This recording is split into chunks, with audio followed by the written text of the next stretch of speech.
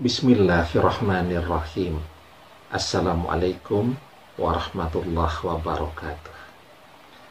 Bapak-bapak, ibu-ibu, mas-mas, mbak-mbak, khususnya adik-adikku sekalian yang dirahmati Allah dimanapun Anda berada. Kembali di IIP Channel bersama saya, IIP Wijayanto.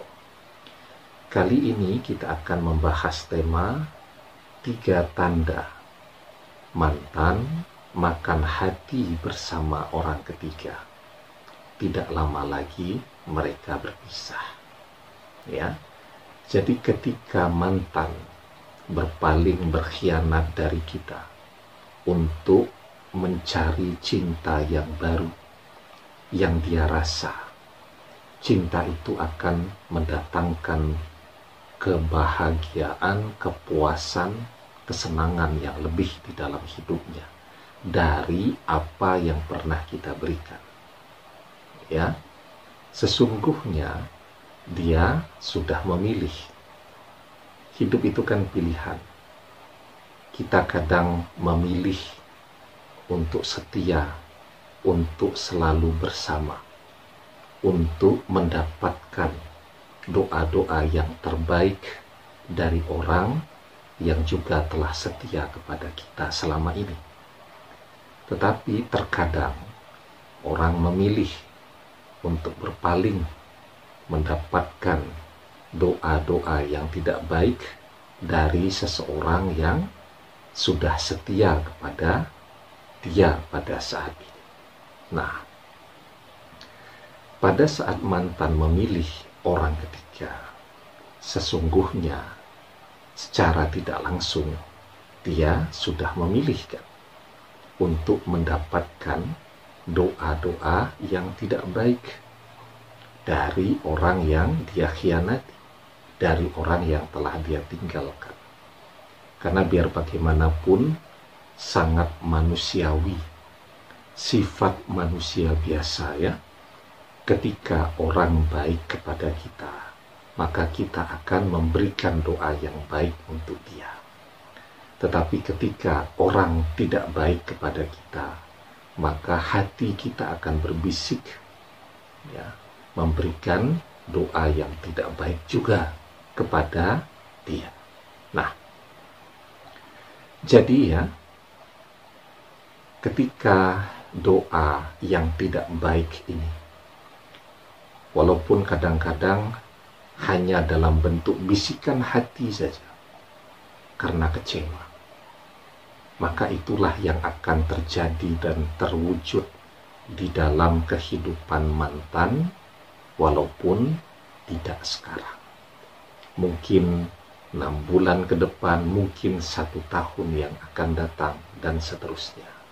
Nah, jadi yang paling sering terjadi ketika dia memilih bersama dengan orang ketiga, maka dia akan makan hati. Dia hanya menemukan kekecewaan, bukan kebahagiaan seperti apa yang dia impikan.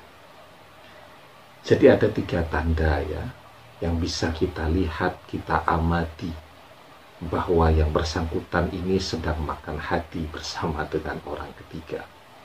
Yang pertama, ada perubahan pada sikap yang bersangkutan, pada sifatnya. Kita kenal persis siapa mantan ini. Orangnya ceria, orangnya selalu bahagia, orangnya selalu optimis. Tetapi sekarang dia menjadi orang yang pendiam, ya, malas bergaul, menjadi orang yang selalu menarik diri dari pergaulan.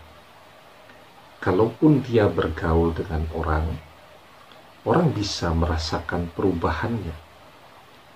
Kalaupun dia bercanda, biasanya bercandanya tidak lucu.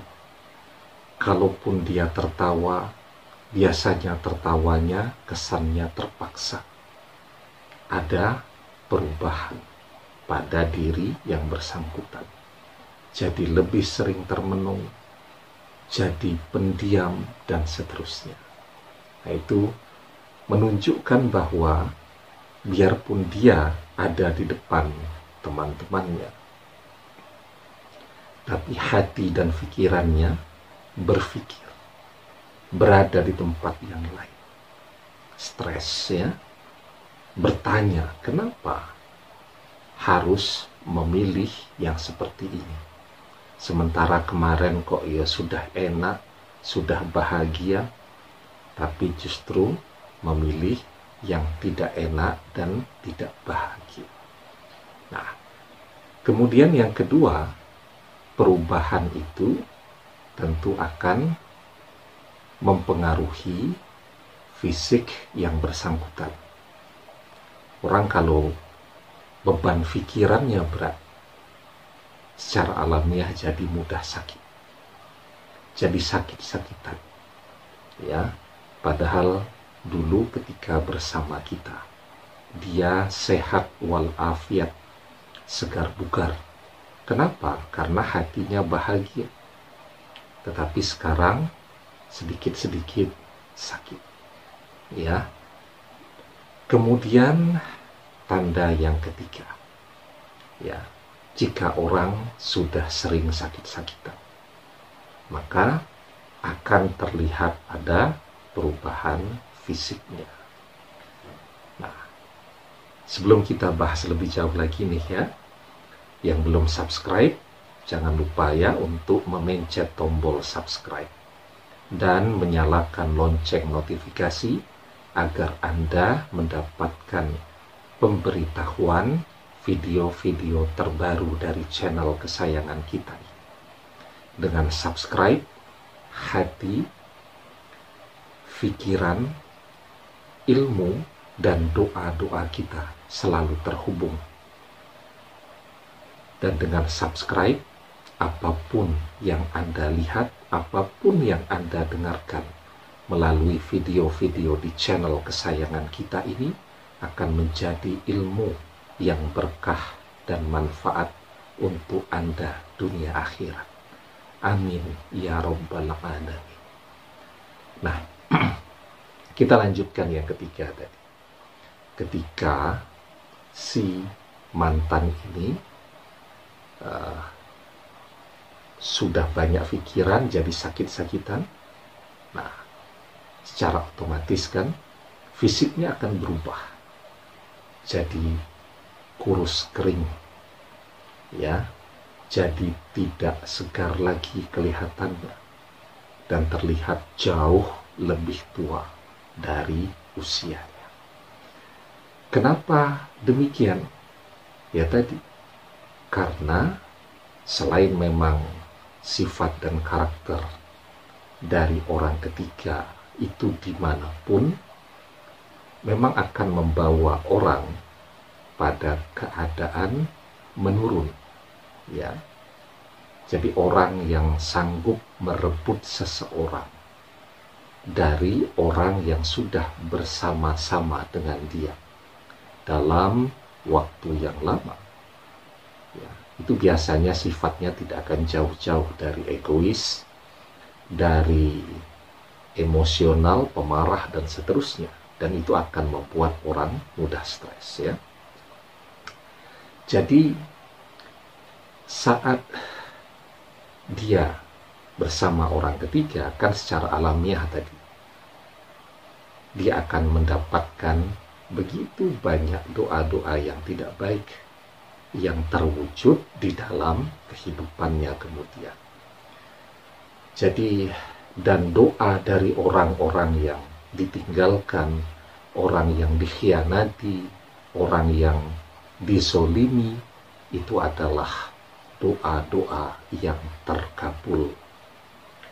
Di dalam sebuah hadis dijelaskan, da'watul mazlumi mustajabah wa in kana fajiran fafujuruhu ala nafsih. Doa orang yang terzolimi itu terkabul, meski yang berdoa adalah orang yang fajir, ahli maksiat, karena kefajiran yang ia lakukan itu, ia tanggung jawab dosanya sendiri.